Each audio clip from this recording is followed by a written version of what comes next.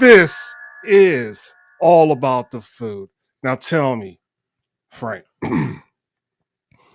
I know we all know that the kitchen is where food is made and food is introduced and all that stuff is as well because we wasn't born in restaurants and stuff like that. You understand what I'm saying? And what is I'm going to ask you a couple questions, and then I'm going to get a little bit more deeper and a little bit more adult as I go, But the questions are simple, just picking your head because this is my first guest, and I want to know things about a home chef, even if you just grill food or you all about baking or all about, just making your own pastas, stuff like that, breads, whatever you want to do. This is what I'm all about. This is what I like to do. And this is what I started and founded my show on is all about things from scratch. Now tell me, I seen you make a lot of things. I scroll through your Instagram a little bit, seeing a little bit of pictures that you got there and all that. And what is your favorite thing that you love to do in the kitchen? It doesn't have to be cooking. In other words, it could be anything other than washing dishes and doing manual labor in the kitchen. What is it?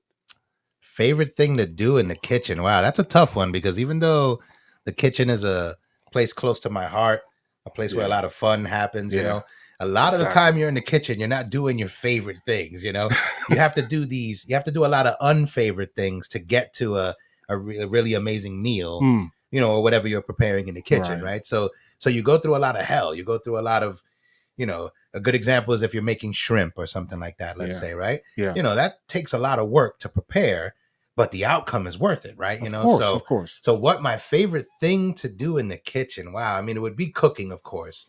Currently, my favorite tool in the kitchen would be the cast iron skillet. So I love going off with a cast iron skillet right now. You give me a cast iron skillet that's well seasoned with some butter, and I can do magical things with that, Awesome. And that's coming from a guy who usually is more, let's go to the grill with this. Let's take this to the grill. Let's go to the grill, and the grill's amazing. I love my grills. Charcoal grills are amazing. Wood grills are amazing. But once I got into cast irons, it was kind of a new thing for me. Okay. My family never cooked on one. Being a child born in the 70s, growing up through the 80s, everything was Teflon coated pans. Everything was non-stick, Teflon coated. Some guy on QVC was selling you a 12 set for $18.99 free shipping, and your mom bought 8 of them to give away for Christmas, right? Of course. So we never had cast irons, but I'm pretty sure my grandmother or someone before, my great grandparents would have used them. And I started watching people online, and I started hearing about the health benefits of a cast iron. They apparently transfer actual iron, which is good for your blood. People take iron pills, right. Just to supplement for that kind of thing because they don't have enough iron in your diet, which makes you think, was man correct thousands of years ago when they used the cast iron to cook with, right? Like us going Teflon in the 80s and all that, that kind of like it made cooking easier. It made cleaning easier, but the flavors that I can get out of a cast iron skillet, par none. I'm talking, it's the secret to unlocking flavor out of your food, Of course. So cast iron skillet all day long. Get me in the kitchen with like some broccoli, some onions, Gotcha. Little soy sauce in there, some sugar. We'll do a little, maybe some adobo, so we get that Puerto Chino thing going. Always gotta have that Puerto Rico because that's what I'm married to. Gotta have that Puerto Rico in there somewhere all the time, And I get down, man. I love cooking. I do like cooking. I do like it out. Not that I like, the jobs that I've had in the past. Yeah. Far and few between. I've had a few cooking jobs. Nice. That's good to hear. And it taught me a lot. I learned a lot. I always tell people, there's a few things you should do in your life is become a cook, a chef somewhere. Right. And also work as a security guard for a nightclub. As weird as that sounds. Because you learn so much. If you can do those jobs in your 20s, you learn so much about life and how people really are, Okay. So you got the good and the bad. The best thing about those places, both of those places have the best chefs. They always hire a 5-star chef. He's really 3 stars, but one time back in 1994, he got a Michelin star for being next to the guy that was next to the guy that was a sous chef. There you go. There you go. I hear you. They always have the best guys back there. They tell you the most amazing stories. Right. They cook you a meal. You know what I mean? And you learn, by kind of osmosis, by observation. So that is true, because if you catch the right nightclub and they got the bomb food, oh man, how can you not leave? You know what I'm saying? You got to go make better. Yeah. Exactly. You want to try everything on the menu. You know what I'm saying? That's the thing. And if you go to a hot club, they usually, typically, from my experience, again, working in clubs, I told you I did sound and all that. Right. You go to the right club, they don't spare no expense on the chef. They're like, dude, we're pulling in $150,000 a night. We can afford to pay, somebody to be here to bang this out for us. Exactly. So usually those places either attract good talent or they go out and try to find good talent. Okay. And why, if you were a chef, right, which you are, and I said to you, hey man, come out to Ibiza, come out to Spain. I got this little club. It's 3 stories tall. It holds like 4,000 people. Right? Think about that. And I said to you, hey, come out, do a 3-month contract. Just cook for 3 months. We'll put you on the bill. You'd be like, dude, that's a chef world tour waiting to happen. I would do that. And the next thing you know, you're like, you know what? I got a deal. I'm gonna work in Ibiza at a club there, work for 3 months, and then my rides home will be my cruise ships. Of course, I could work on the cruise ships and be the 5-star restaurant guy.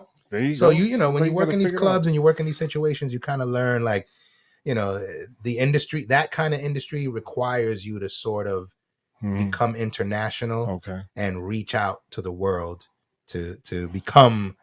Look around you, man. Look at Anthony Bourdain. A little bit more cultured. A little bit more cultured in your craft. Zimmer, the guy that eats Andrew Zimmer. Foods, what do you think of those guys? What's you being a chef? What do you think of those guys? Who's your favorite?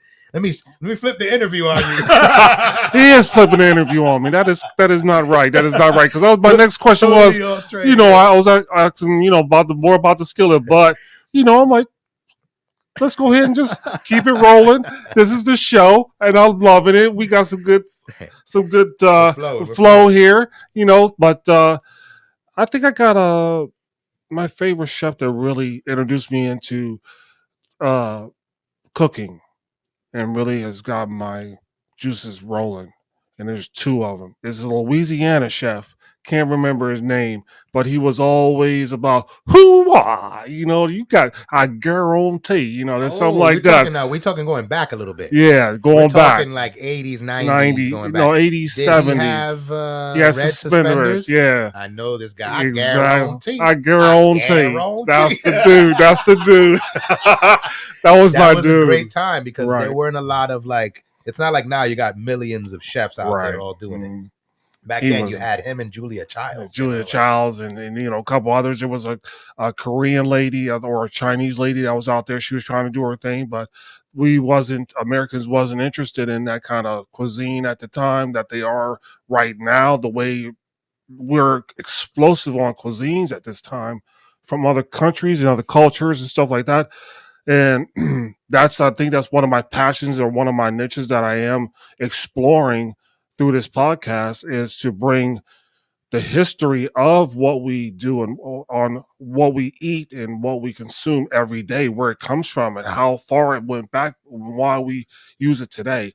But that's, interesting. It's one of the things I love about your show, not to cut you off there, but give you the utmost respect there, because when you first put me onto the show, I was thinking like, how are you going to fit cooking a linguine into a podcast that you can't see, And then I tuned in and it was great because you were giving like the folklore of food. You were talking about the history of food. You were breaking down the cooking process, going back in time. Right. You were covering race and how it affects food. Thank you. And how it affected you growing up. You brought in religion, you brought in comedy, and that was funny. It was great. So I give you the utmost respect for that. A lot of props, a lot of respects. I appreciate you. You're tapping on something. I don't know how many other shows out there in the world have, that are touching on that kind of thing, the food folklore and all that. I'm sure there's some that exist, but I think when I heard it the first time, I was like, ooh. I think that was just something I had to go ahead and do, but I love it. But it's just, I'm going to take this and spin it back, because this is all about my boy Frank. So I'm just going to go ahead and ask him a few more questions and just see, just to nitpick his little brain. So this is like an interview, huh? See, Yeah. I thought you were gonna go. I came here to talk about coq-au-vin or coq-au-vin. How do you call it? No. I mean, I'm going. So in 1747, we're gonna go back and forth. Named Jacques the Coq came out with the coq-au-vin. What are you talking about? That was my very first episode. What are you talking about? I thought we were going to talk about what Mozart ate, man. No. I don't know, man. He probably ate, saw bread and and stuff like that. But they had some interesting food back in those days. He didn't have teeth. He couldn't eat very well. He probably gummed it. He probably gummed it and swallowed it. Everybody had wooden teeth back then. And, they always drunk sherry and all that good sherry stuff. And some through your wooden teeth. I'd like some sherry, please. You have to lisp. I'd like some sherry, please. Sherry. They got wood teeth. Oh yeah, you got a sherry, please. Yeah, something like that. Sherry, please.